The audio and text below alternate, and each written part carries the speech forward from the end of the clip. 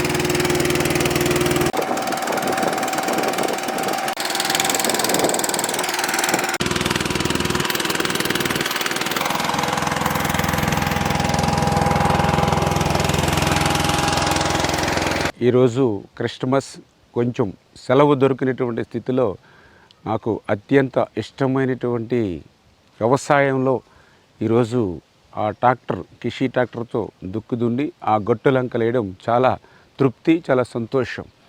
ఒక ఎమ్మెల్యే, ఒక ఎంపీ అయినా కనీసం తీరిక దొరికినప్పుడు, సెలవు వచ్చినప్పుడు ఆ వ్యవసాయ పనుల్లో మనం కనీసం ఒక గంట, ఒక పూట పని చేసినా కూడా ఆ రైతు కష్టం, ఆ వ్యవసాయ విలువ కూడా తెలుస్తుంది అనేటువంటిది కూడా నా భావన.